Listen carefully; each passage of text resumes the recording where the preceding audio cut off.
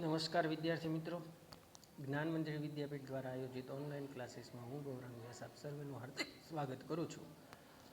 Last time આપણે જે પ્રકરણની ચર્ચા કરી એ આપણે ધાર્મિક સમુદાય વિશે, ધાર્મિક વિચારકો જે હતા અને એમાં પણ ખાસ કરીને જુદા જુદા પ્રાંતના જુદા જુદા દેશ આપણા દેશના જુદા જુદા વિસ્તારમાંથી થઈ ગયેલા સંતો મહંતોએ જે પોતાની તપો બળના કારણે પોતાની તપની શક્તિથી જે ભક્તિની જ્યોત જલાવી હતી એના વિશે વાત કરી. હવે આપણે નવું પ્રકરણ ચાલુ કરવા જઈ રહ્યા છીએ જેનું નામ છે પ્રાદેશિક સંસ્કૃતિનું ઘડતર. તો વિદ્યાર્થી મિત્રો, પહેલાં આપણે સંસ્કૃતિ એટલે શું એ જે સંસ્કૃતિ માનવે એમ કહી શકાય કે એક ગુફાથી અત્યારે વર્તમાન સમયમાં સભ્ય સમાજ સુધીની સફર કરી છે એ સંસ્કૃતિ ગણી શકાય. સંસ્કૃતિમાં આપણે જોઈએ છીએ કે સંસ્કૃતિ આદિમાનવથી લઈ અને આધુનિક યુગના માનવ સુધીની જે કંઈ બાબતોનું નિર્માણ થયું એ સમયગાળા દરમિયાન જે માનવે વિકાસ કર્યો છે એને આપણે સંસ્કૃતિ તરીકે ઓળખીએ છીએ. આપણી સંસ્કૃતિ અને સભ્યતા જે વિશ્વમાં વખણાય છે, તો આ સંસ્કૃતિના ઘડતરમાં જુદી જુદી પ્રાદેશિક એટલે પ્રદેશ પ્રમાણેની અથવા વિસ્તાર પ્રમાણે લોકોએ જે ફાળો આપ્યો છે એ અનન્ય રહેલો છે. તો ચાલો આપણે પ્રકરણ 7ની શરૂઆત કરીએ. શરૂઆતનો પ્રસ્તાવનાનો પેરેગ્રાફ સમજીએ. વિભિન્ન સમુદાયની જાણકારી આપણને તેમની ભાષા પરથી મળે છે. જેમ કે ગુજરાતી બોલનાર ગુજરાતના અને મરાઠી બોલનાર મહારાષ્ટ્રના.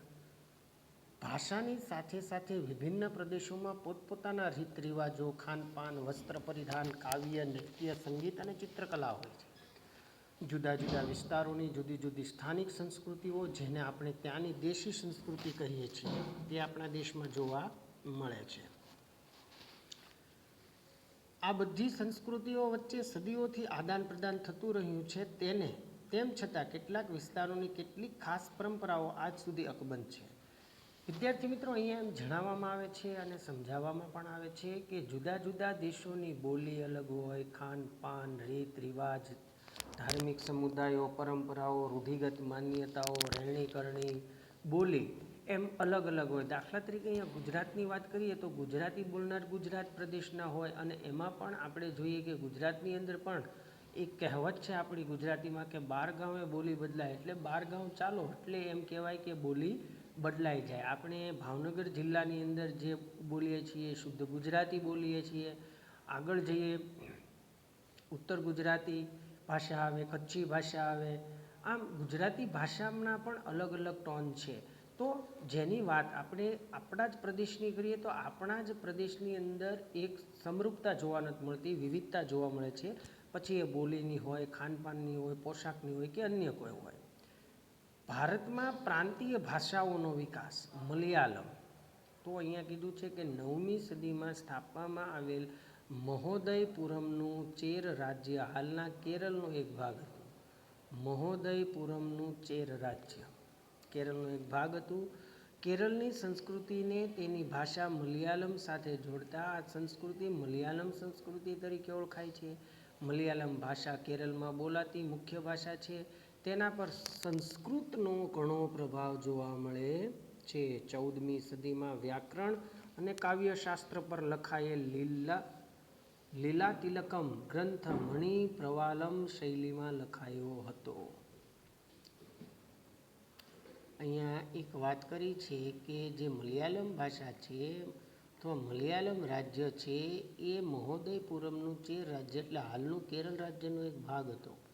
સંસ્કૃતિ જે છે કેરળની એની ભાષા મલયાલમ છે અને સંસ્કૃત મલયાલમ તરીકે ઓળખાય છે. અને 14મી સદીમાં એના પર ઘણો બધો પ્રભાવ જોવા મળ્યો હતો. વ્યાકરણ અને કાવ્યશાસ્ત્ર પર લખાયેલ લીલાતિલકમ ગ્રંથ એ મણિ પ્રવાલમ શૈલીમાં લખાયો હતો.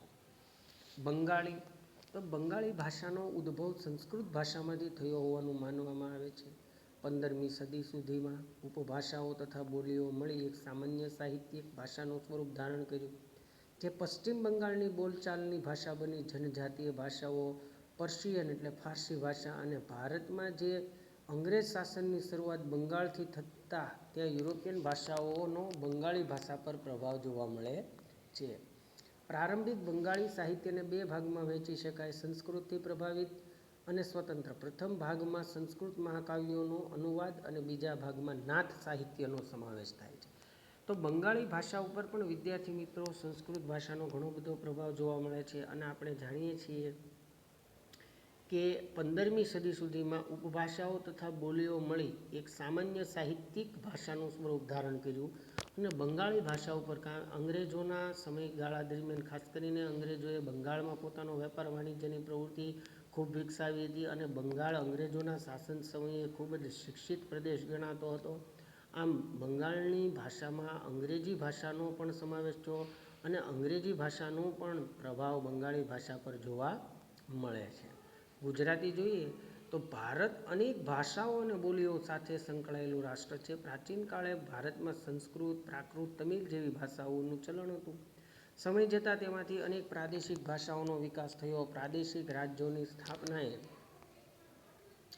પ્રાદેશિક ભાષાઓના વિકાસમાં બળ પૂરું પાડ્યું, અને સંસ્કૃતમાંથી તેમજ દક્ષિણ ભારતમાં તમિલમાંથી ઘણી ભાષાઓનો જન્મ થયો. 8મી સદીથી પ્રાદેશિક ભાષાનો વિકાસ એ વેગ પકડ્યો, અને હિન્દી, ખડી બોલી, અવધી, બંગાળી, ગુજરાતી, મરાઠી, મલયાલી, તેલુગુ અને કન્નડ ભાષાઓ વિકસી.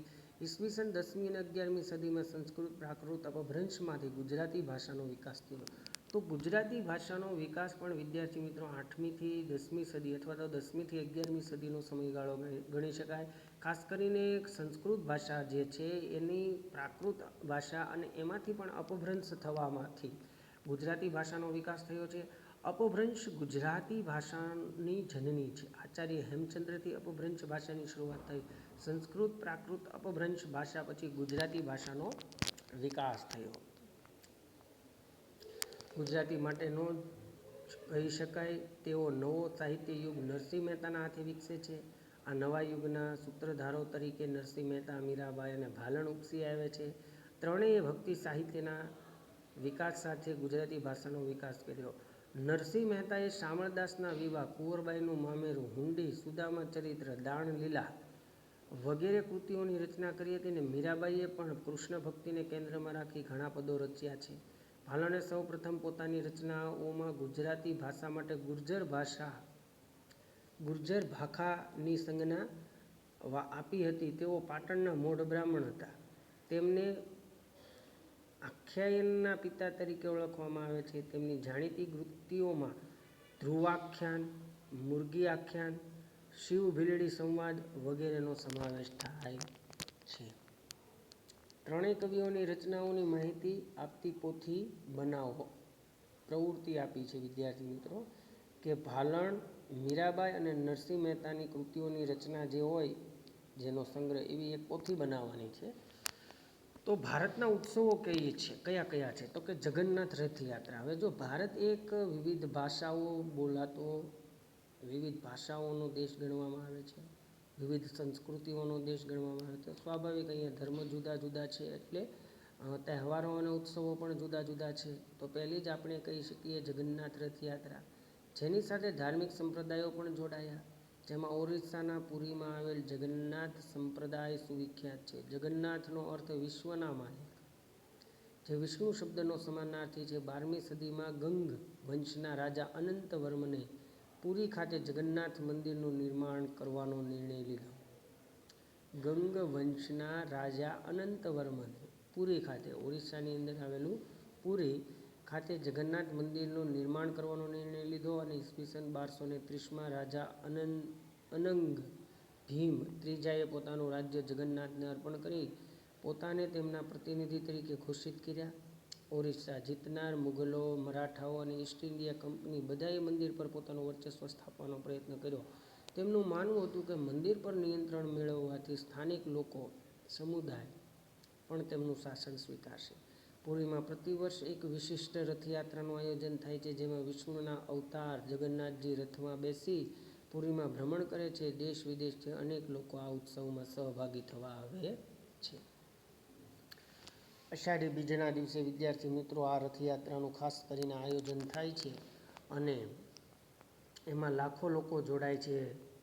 દેશ વિદેશથી આ રથયાત્રાનું એમ કહી શકાય કે જીવંત એમ કહી શકાય કે પ્રસારણ માનવા અને જીવંત એનો દાખલો એમાં સામેલ થવા, એમાં હાજરી પુરાવા લોકો આવે છે. હોળીનો તહેવાર ભારતમાં ઉજવવામાં આવે છે, પરંતુ ઉત્તર ભારતમાં તેનું વિશેષ મહત્ત્વ છે. આ તહેવાર 2 દિવસનો હોય છે. પહેલો દિવસ હોળી, બીજો ધૂળેટી. ખાસ કરીને હોળીનો તહેવાર છે એ ઉત્તર ભારતનો મુખ્ય તહેવાર ગણવામાં આવે છે અને 2 દિવસ ઉજવવામાં આવે છે. પહેલો હોય છે એ હોળી હોય છે, બીજે દિવસે ધૂળેટી હોય છે. આ દિવસને આસુરી શક્તિ પર સાત્વિક શક્તિના વિજય તરીકે ઉજવવામાં આવે છે અને આ દિવસે સાંજના સમયે હોળીનું પૂજન કરી હોળી પ્રગટાવવામાં આવે છે. ધૂળેટીના દિવસે એકબીજા પર રંગો છાંટીને ઉજવણી કરવામાં આવે છે. લઠમાર હોળી બરસાના ઉત્તર પ્રદેશમાં ઉજવાતી હોળી લઠમાર હોળી તરીકે જાણીતી છે. બરસાના રાધાજીનું જન્મસ્થાન છે. અહીં નંદગામ એટલે શ્રી કૃષ્ણની ભૂમિના પુરુષો બરસાનાની સ્ત્રીઓ સાથે હોળી રમવા આવે છે અને રાધાજીના મંદિર પર ધજા ચડાવવાનો પ્રયત્ન કરે છે. સ્ત્રીઓ દ્વારા લઠ એટલે જાડી લાકડીથી પુરુષોનું સ્વાગત કરવામાં આવે છે. તેથી આ હોળી લઠમાર હોળી તરીકે ઓળખાય છે. લોહડી એટલે કે પંજાબ. આ તહેવાર હોળીને મળતો આવે છે અને શીખ સમુદાય દ્વારા આ તહેવાર 13મી જાન્યુઆરીના રોજ મકર સંક્રાંતિ પહેલાં ઉજવવામાં આવે છે. રાત્રે અગ્નિ પ્રગટાવી તેનું પૂજન અને પ્રદક્ષિણા કરી તેમાં મીઠાઈનું અર્પણ કરવામાં આવે છે. આ તહેવાર અંધકાર પર પ્રકાશના વિજયનું પણ પ્રતીક હોવાનું માનવામાં આવે છે. આ તહેવાર પંજાબ, હરિયાણા અને દિલ્હીના આસપાસના વિસ્તારોમાં વસતા શીખ સમુદાય દ્વારા હર્ષોલ્લાસથી ઉજવવામાં આવે છે. પોંગલ એ તમિલનાડુ રાજ્યનો મુખ્ય તહેવાર છે. તમિલનાડુ ઉપરાંત કર્ણાટક, આંધ્ર પણ આ તહેવાર મનાવે છે. પોંગલની ઉજવણી તમિલ મહિના એટલે કે થાય જાન્યુઆરી મહિનાનો મધ્ય ભાગના પ્રથમ દિવસે કરવામાં આવે છે. આ દિવસે પોંગલ નામથી વાનગી બનાવવામાં આવે છે. આટલું જાણો. તમિલ ભાષામાં પોંગલનો અર્થ થાય છે ઉકાળવું.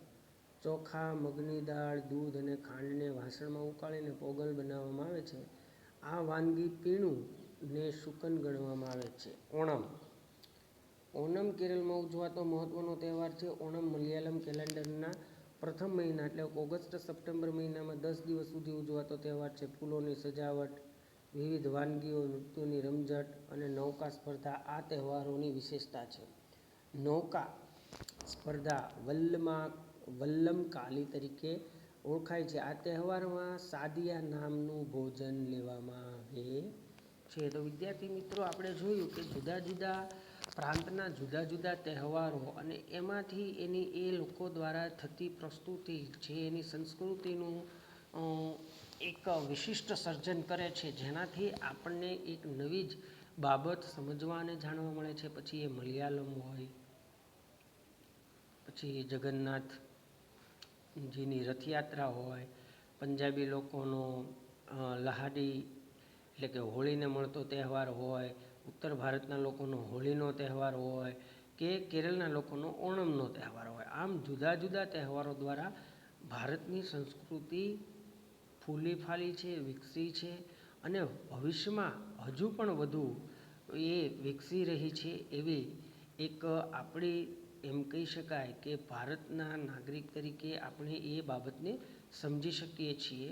તો વિદ્યાર્થી મિત્રો, આ લેક્ચરની અંદર આપણે પ્રાદેશિક સંસ્કૃતિના ઘડતરમાંથી જુદા જુદા મહત્ત્વના મુદ્દાઓ વિશે વાત કરી. ખાસ કરીને જુદા જુદા તહેવારો,